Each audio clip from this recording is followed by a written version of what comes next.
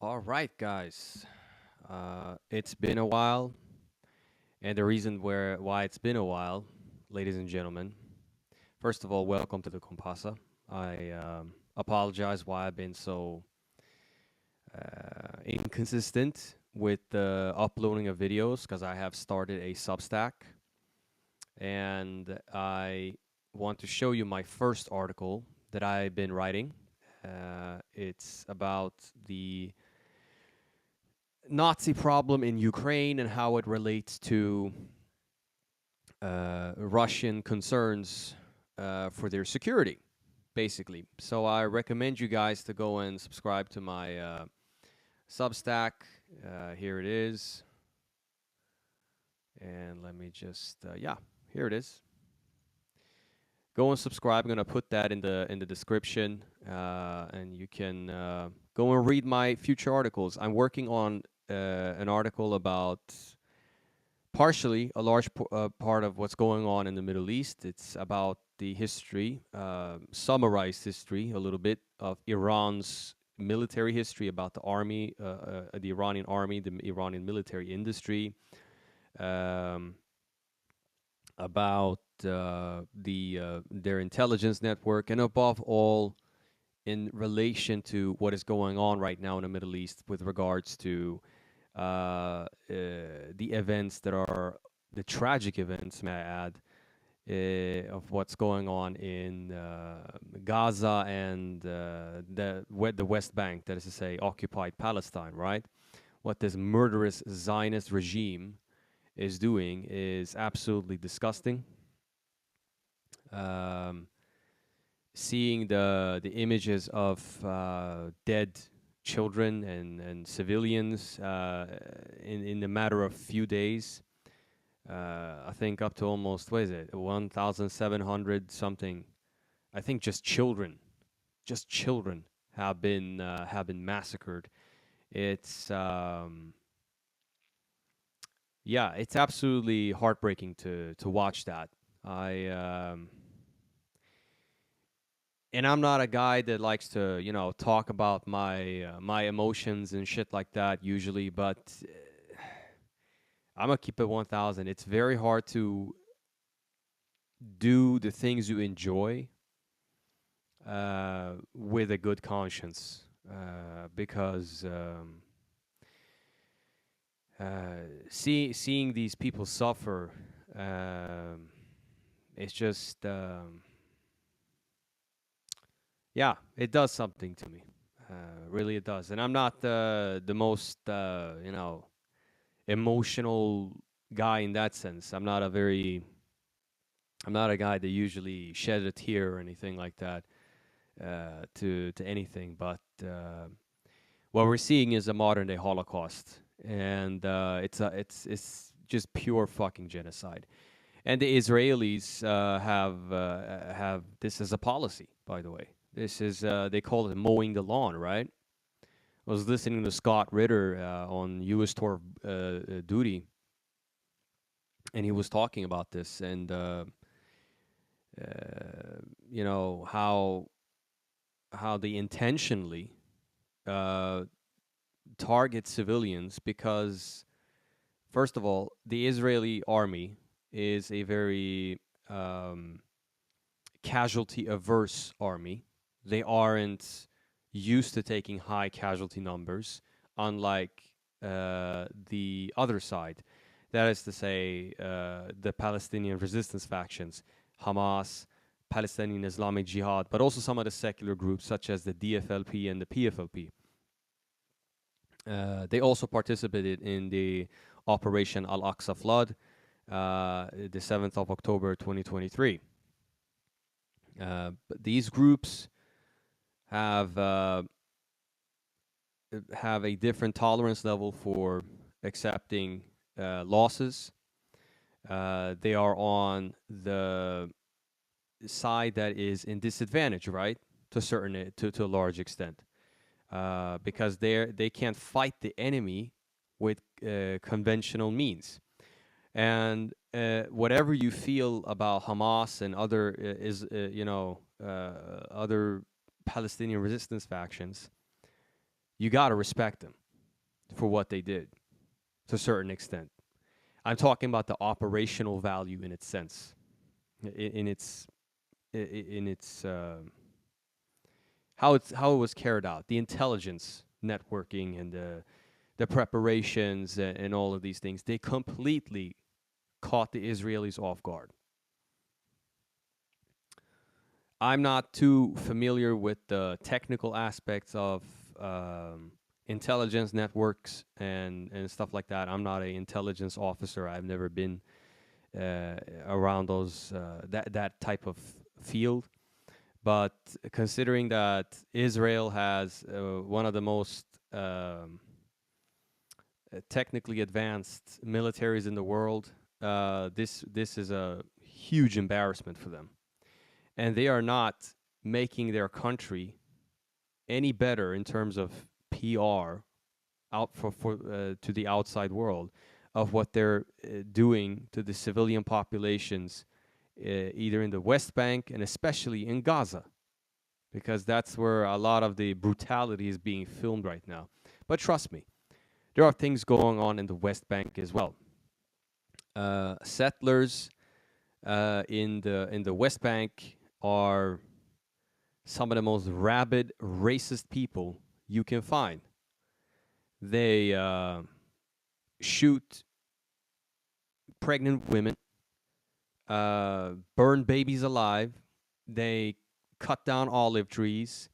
You got these Brooklyn Jews, and I'm not saying that to be anti-Semitic. They're literally Jews from Brooklyn who come to these occupied territories, right, or to these Palestinian territories, kick out families and say things of like, if I'm not going to do it, somebody else will take it. I think Israel has completely taken a mask off right now. I mean, people like you and me, a lot of the people in the audience, I know you're few, okay? My words is not reaching many people. YouTube is probably shadow banning me. I'm just some loser in the corner of the internet, right? But we know this. We know that Israel has been an apartheid state since the inception.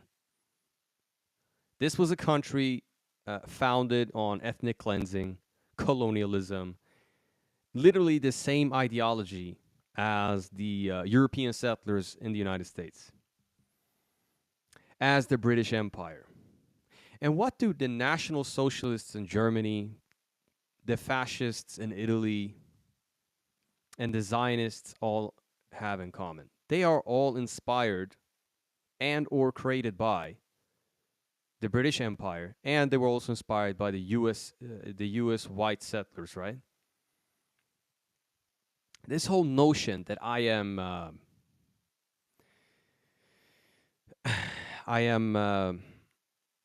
God's chosen people. My race is chosen by God. Therefore, I have the right to brutalize you, kill you, and steal your land. I mean, this is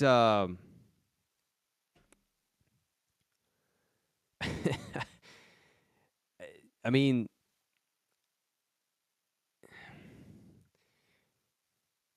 with all due respect to some of the American constitutionalists and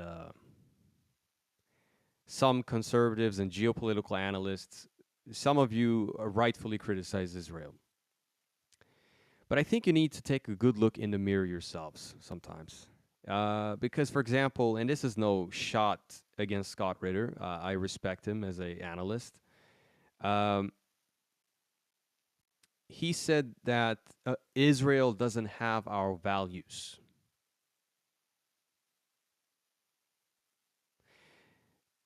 If you look at American history,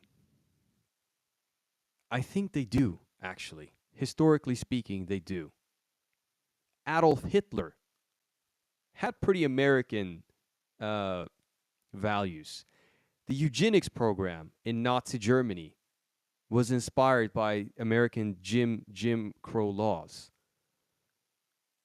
Israel has the Israeli society, with its political Zionist ideology, is inspired by the European colonial settlers who set foot in the Americas. Because we are chosen by God, we have the right to steal your land and kill you. I mean, it doesn't get more American than that. I mean, that's where I disagree with you guys. I'm sure your heart is in the right place, but sometimes you got to let go of that patriotism, man. I don't know why Americans are so goddamn patriotic and just yeah. I don't know. America is a country with huge potential. I'm not denying that. But as a civilization, the Western civilization in general, it's screwed. The West will be quite irrelevant soon. The European economies are shrinking. They are being, especially Germany is being deindustrialized. France is losing its grip on its French former colonies. This is the state of affairs that we're seeing right now. Despite all the brutality that we're seeing going on in Gaza, we're actually seeing national liberation going on in 2023. The French getting kicked out of Africa, the Palestinian resistance carrying out one of the most sophisticated military operations in history. And when you become so arrogant, right? Well, first of all, they're not even hiding it. I mean, we can start with the EU commissioner. What's his name? Jungle Joseph Borrell. How he talked about how the EU, because the EU being the garden and the rest of the world is a jungle. I mean, after the Ukraine conflict, this like open Western European chauvinism was just on display openly. There was no, you know, there was no being PC then. You know what I mean?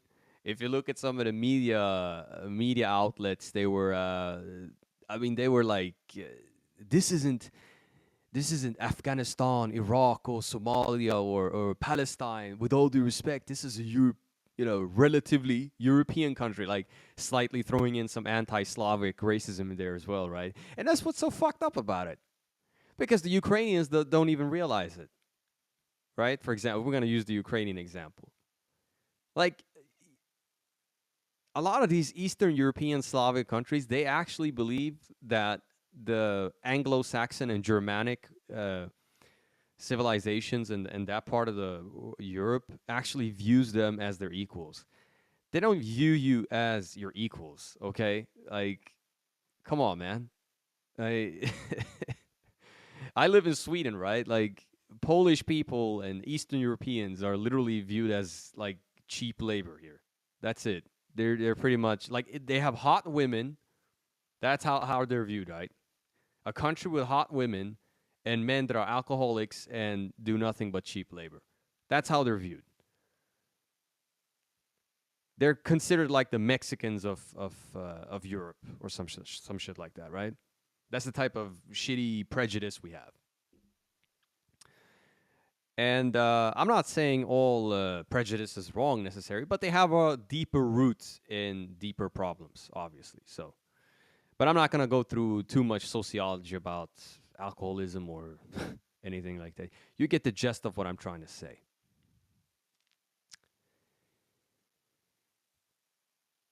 And Israel is also openly taking their mask off. I mean, the Israeli defense minister referring to Palestinians as people in Gaza specifically, right, as human animals. You see, guys and gals, uh, if you're going to brutalize a population, what you have to do is you have to dehumanize them first. Because you have to justify to the public why you're doing this. So when the Nazis wanted to, you know, kill the Jews, it's not like they went out and just started killing Jews left and right in the beginning. They ran a media campaign or media campaigns where they portrayed the Jewish people as, well, where they dehumanized them, right? And they use similar language as these Israeli politicians do, and some of their Western and American sponsors. Kill them all, you know, kill these sons of bitches, get them all, as Jordan Peterson said, right? And they'd be like, no, we just meant Hamas, Hamas, just Hamas. Okay, well, motherfucker, there is no. I'm sorry that I'm cursing, but this shit really like pisses me off. There is no Hamas in the West Bank, as Bassem Youssef said in the Pierce. Youssef said in the Pierce Morgan interview. What's your excuse there? Every time the Palestinians want to negotiate in good faith with the Israelis, they're not being respected. You think when the PLO has recognized Israel as a state that they are being respected? They never respected the Palestinians. How can you negotiate with somebody that doesn't respect you? And secondly, according to international law, if I'm not mistaken, right? If somebody occupies your land, you have the right to resist them. Yeah. Controversial take. Settlers aren't civilians. You know that, right? I previously stated that many of these settlers are armed. They harass Palestinians. They kill Palestinians in some of the most brutal and disgusting ways. In the West Bank, I think it's like Hebron and other cities, Jewish extremists throw trash and sewage water on them.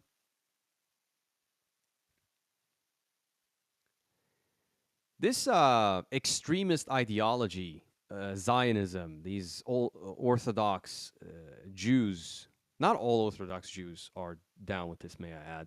There are many Jewish people that are opposing what Israel is doing right now and have done so for quite some time. I want people to know that, okay? There's a fine distinction between Jewish people and Zionists. People will call me anti-Semitic if I am anti-Zionist. And I admit, in my younger years, when I was really young, I conflated the two. I thought all Jewish people was down for Israel. So I had a great disdain for them. But guess what? That's not the case. A lot of Jewish people want peace. A lot of Jewish people are against what Israel is doing, and they don't want this to be associated in their name. And I respect the Jews, everybody, obviously, that opposes what this brutal apartheid colonial settler state is doing to these poor civilians. How they mistreat the Palestinian people.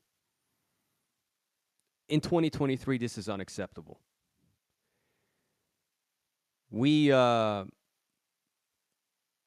stood up. Obviously, I wasn't born then, but, well, I was. In 1994, I was born. And But there was the boycott of apartheid South Africa. I support that initiative against Israel. Obviously, sometimes it can be hard, right? Because I heard, hard to boycott Israeli products because sometimes, for example, when it comes to the oranges and shit like that, I heard they actually rebrand or uh, like the country of origin. So let's say I want to buy Spanish or Cypriot lemons or oranges or something like that. Um, they are actually Israeli. They can't. They sometimes they used to do that. I don't know if they still do those things, but it wouldn't surprise me if they did. Uh, but uh, yeah, and I'm great, and I'm grateful for. Well, grateful probably is the wrong word, but I am happy to see all these demonstrations globally, protests globally against what the IDF is doing and the Israeli state is doing. But let's not forget that this ideology of political Zionism goes throughout Israeli society. Israeli society has become increasingly more and more fascistic. We have mobs of people screaming death to the Arabs, insulting Christians. Because remember, because Christian Palestinians are also victims in this. Okay? They literally just bombed, I think, the oldest church in I don't know if it's like in all of Palestine or if it was in Gaza, but it was a really really old Orthodox church that had gathered a bunch of refugees and civilians, right? This attitude of arrogance, hatred will be the undoing of Israel. I mean,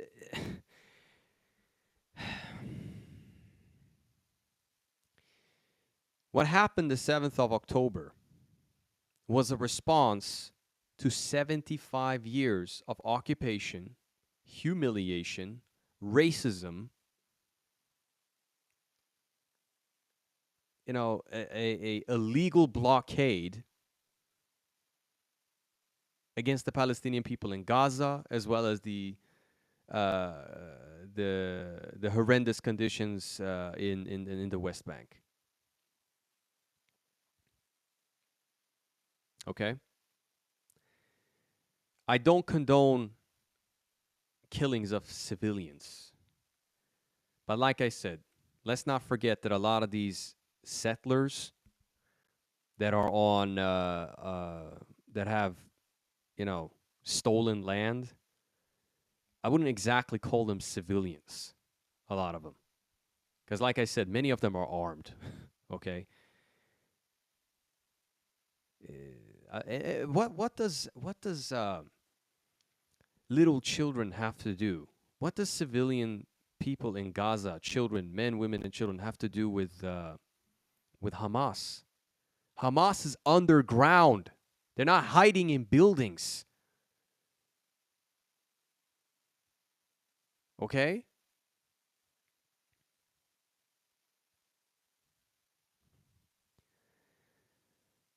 Yeah.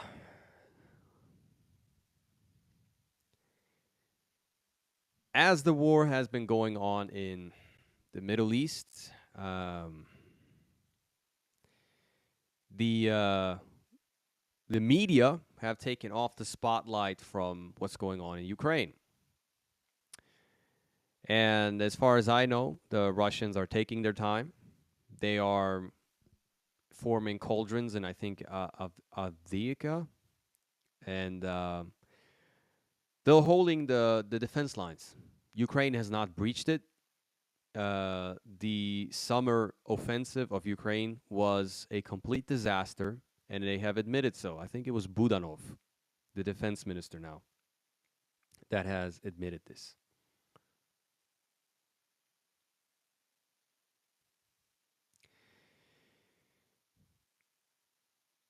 what's going on in the Middle East right now can risk, there is a risk that it will spill over to a world war.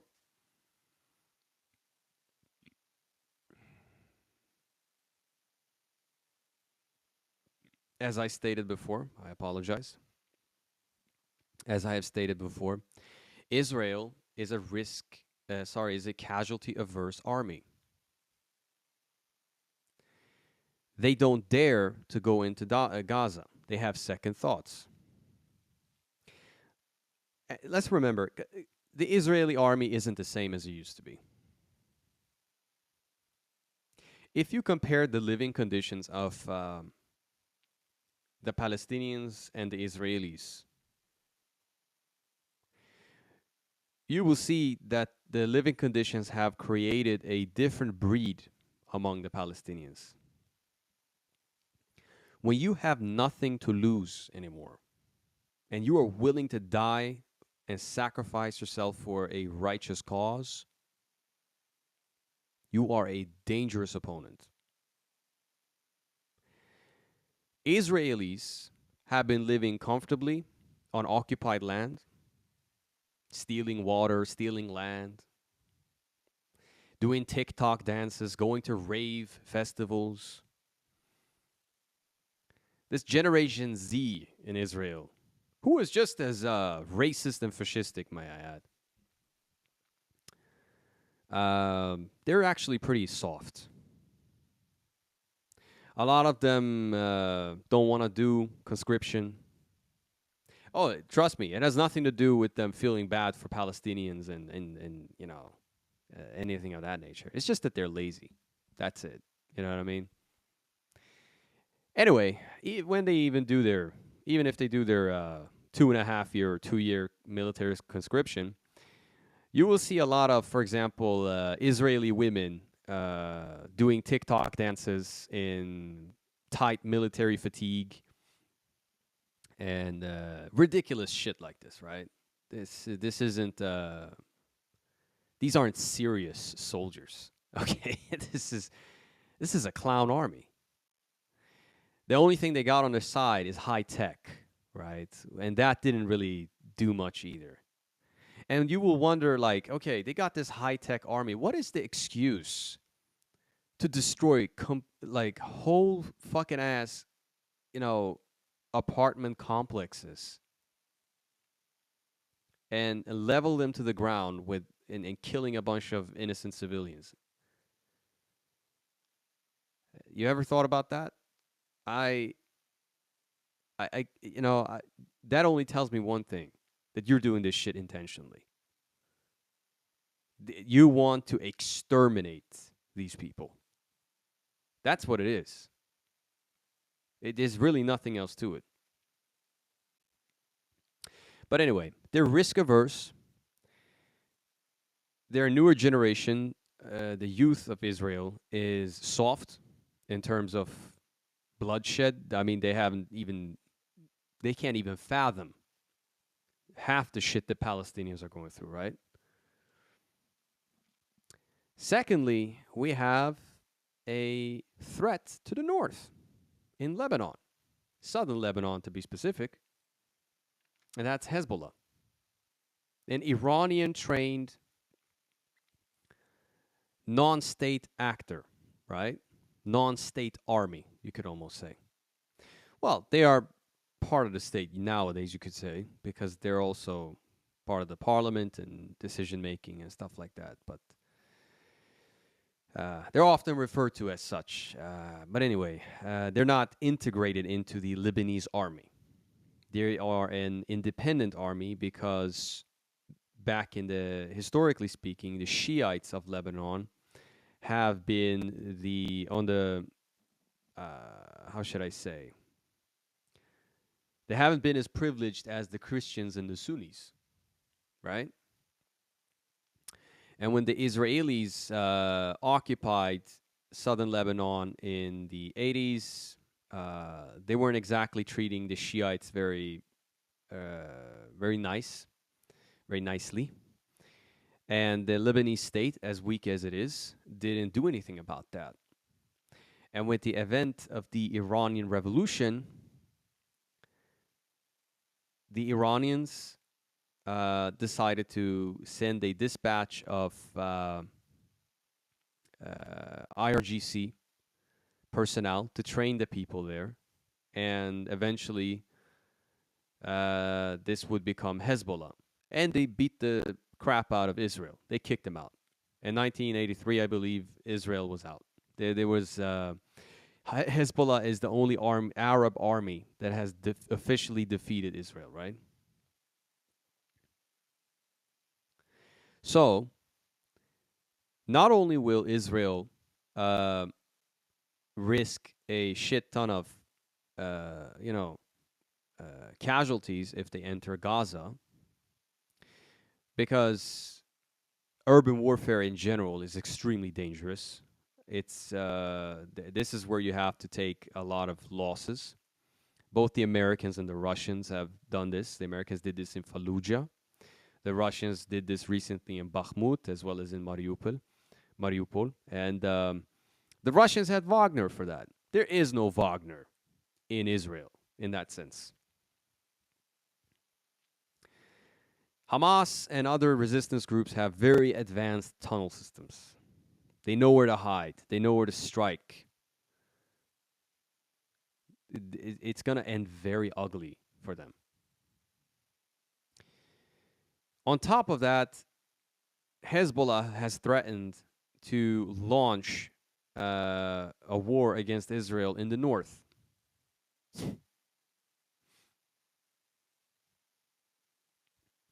The Americans have sent a ship as a show of strength, right? It's not going to really do much. I mean, how are you going to wage a two-front war? NATO is being demilitarized in Ukraine, and now you're going to help wage a war in the Middle East. But this might also draw in Iran. Now, Iran has non-nuclear military capabilities to actually wipe Israel off the map in terms of its ballistic missile program.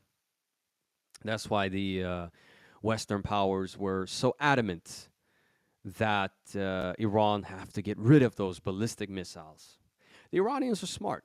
They said, no, we're keeping these missiles because we have seen what you have done to every other country that disarmed themselves.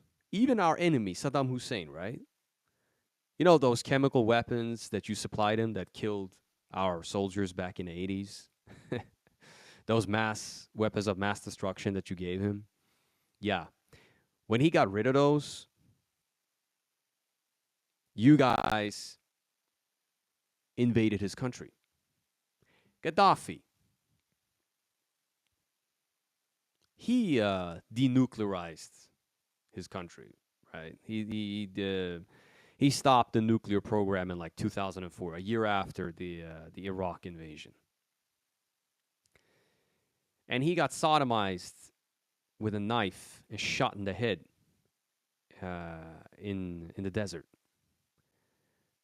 No trial, no lawyer, by the so-called democracies of the world, right? That's what they call themselves, right? The free world. The same free world that has put Julian Assange in prison for exposing American war crimes, Australian war crimes, Western war crimes in Iraq, Afghanistan, and other places. The black sites in Poland where they torture people, hold them captive without a trial, right? These are the same people that criticize Russia and China, Iran, and God knows who. But guess what? The world is sick and tired of this shit, man. And I want to address the Israeli people real quick. And I know most of you are not gonna see this shit anyway, but I'm gonna say it anyway. I'm gonna say what's in my mind. And the West is not your ally. And I saw this piece by Shahid Bolson, right? He talked about this. Historically speaking, the Western world has not been the allies of the Jewish people. Okay? They have not. I'm sorry to tell you, man. They have persecuted you, decimated you, conducted pogroms, and blamed you for every ill in their society as a mass. Even if it's just like a few Jews that do it, they would generalize and say all of you are like this. Right. Even if there are many Jews that might have been critical to what those few Jews did. And guess what? If a white German or Anglo-Saxon person did the same thing as this which they did, by the way, because it wasn't just Jews doing these things, do the same thing, they have no problem with it. Let's say a non-Jewish banker demands interest from people. The outcry isn't the same necessarily. They just focus on your Jewishness. But the point being, they haven't been your allies. You have also, obviously, you have the Holocaust, which is a human tragedy, which has played a huge role in why we are here, and the British Empire as well, because Israel is a British creation to a large extent. The Soviets had a hand in it too, and I'm criticizing them for that as well. But and historically speaking, look at who have been your allies and your partners. It's been Muslims and Arabs. I mean, even in Iran today, in the Middle East, Iran has the second largest Jewish community outside of Israel, right? Because in Iran, the Iranian government, and I criticize the Iranian government, I have my critiques of it, but they did something that I think was very correct. They made a huge distinction between uh, Jewish people and Zionists and Zionist ideology. Unlike, for example, Saddam Hussein, who publicly used to hang Jews, regular Jews. I'm not talking necessarily Mossad agents. Maybe some of them were. I don't know. But he did persecute the Jewish minority in Iraq. I don't think that's right. But what the Iranian government did, I think that is right. So ask yourselves if what you're doing right now is it morally right?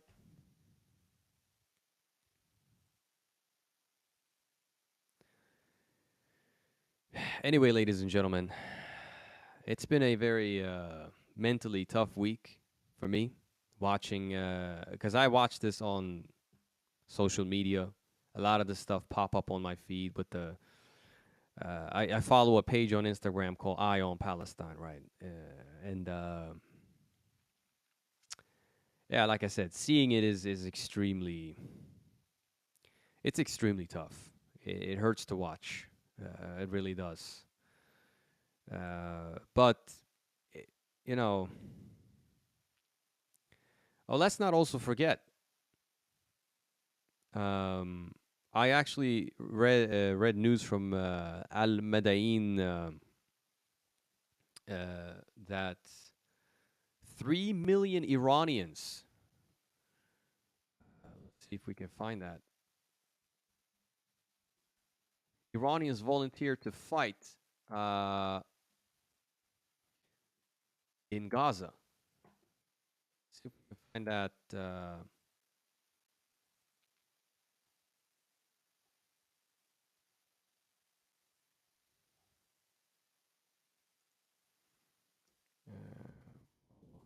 Volunteers. There you go.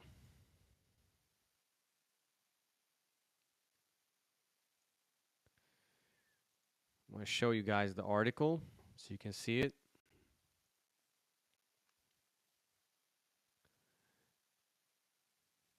Join the resistance. Okay, so Al-Madain's correspondent in Tehran. 3 million Iranian volunteers have registered to join the resistance to fight for Palestine.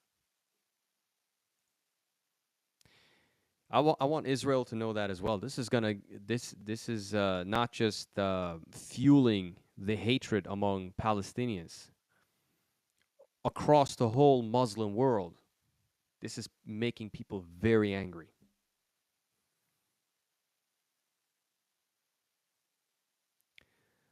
On that note, I want to finish this video and yeah, subscribe to my Substack as well. I got articles coming up. I know this was kind of like a random rant and all that, but mixed with some analysis, and maybe you prefer it that way. I have been getting complaints that my voice is my videos are kind of monotone and boring. I get that. I'm trying to improve on that shit, so that's why I went all in. But this conflict obviously stirs up a lot of emotions among a lot of people across the world. So, but I hope this carnage will end sooner. And yeah, free Palestine, everybody. Good night.